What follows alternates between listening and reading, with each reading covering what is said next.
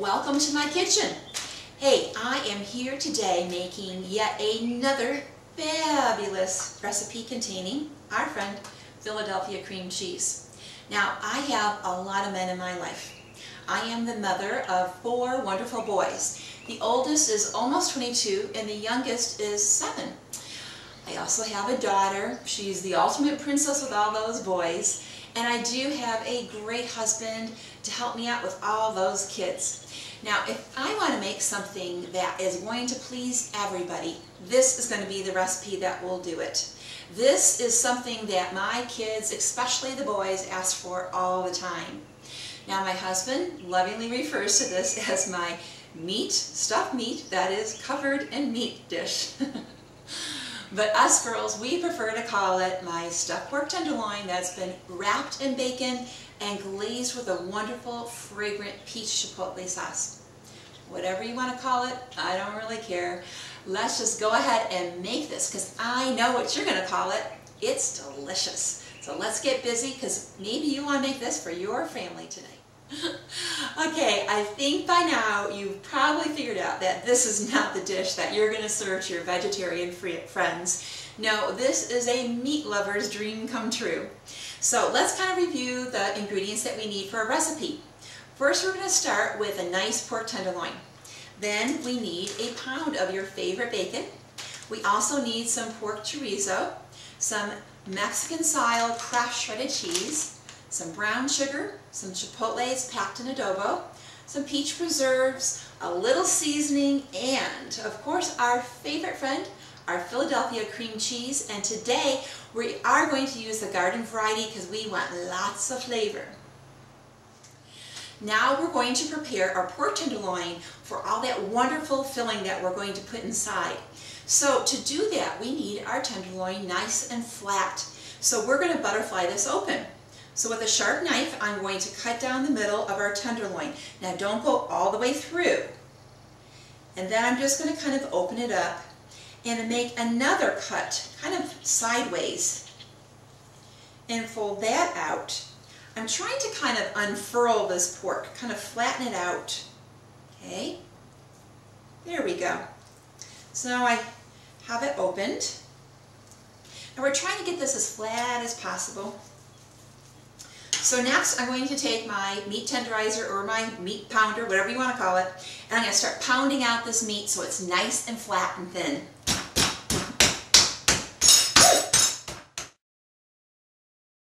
And now it's time to stuff it with our chorizo. Now I have my chorizo loose here from the grocery store, but if you can't find it that way and it's in the casing, just go ahead and take it out. It's the same thing. Now we want to spread all this wonderful sausage over this pork tenderloin. Now pork tenderloin is actually quite lean, so this chorizo adds a little bit of fat, which keeps this nice and moist. That's why this is a great dish to serve at a buffet, something where you're going to slice it and keep it out, and you're not going to have to worry about your pork being all dried out like other pork recipes might be. So this really makes this great for a buffet. This would be nice to serve on Father's Day, I think.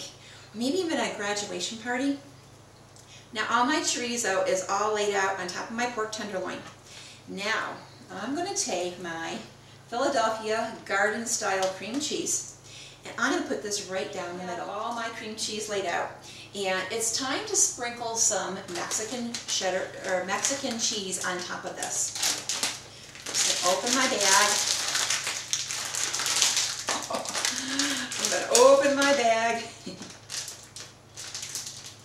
Okay, so I'm going to cut my bag of cheese, and I'm just going to sprinkle about 3 ounces of this shredded Mexican cheese right down the center. Now we just have to roll this bad boy up. We're just going to take the corner and start rolling. Oh, so easy. So now the fun part, we're going to wrap it in some bacon.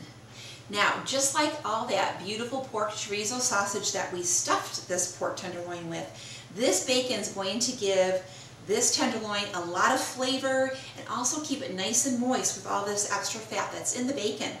Now, we only need about 4 to 5 slices The idea is just to wrap it and cover the outside as much as we can with all that bacon flavor. Now I'm going to reserve the rest of my bacon for a little surprise later that I know you're going to love. So once I get this all wrapped up, I'm going to place it on my stove in a cast iron pan. That's just my preference. Any heavy bottom pan will work as well. And make sure all the sides get nice and brown. After everything gets browned, we're going to go ahead and place it in a 400-degree oven, and we want to bake it for about 20 to 25 minutes or till the internal temperature reads to be about 160 to 165. Okay, now for the fun part. Remember that extra bacon I said to reserve?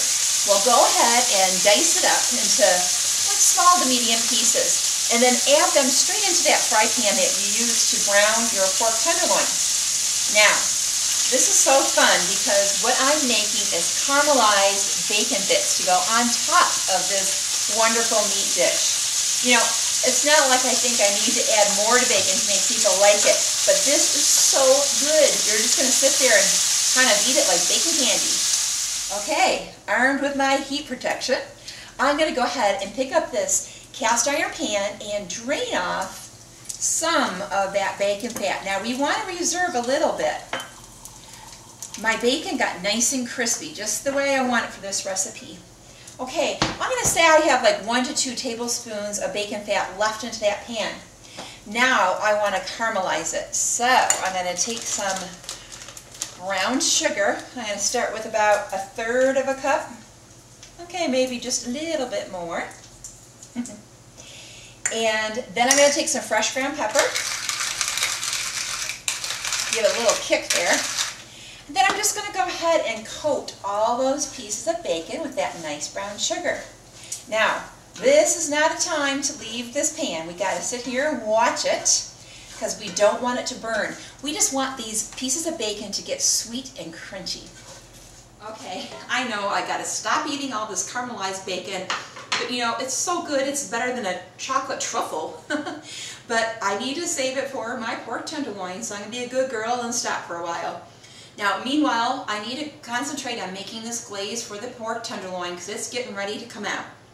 So I've measured out a nice 1/2 cup of my peach preserves. I'm just going to put them into a bowl. Now, I'm going to add some chipotle peppers. Now, if you're not familiar with these are just simply a smoked jalapeno that's packed in adobo sauce. Very common ingredient in a lot of Southwest cooking. I love it because it's not just about the heat. It's also about the wonderful, salty, smoky, rich flavor that they give just about anything that you add them to. So I'm going to cut these up, kind of nice and fine.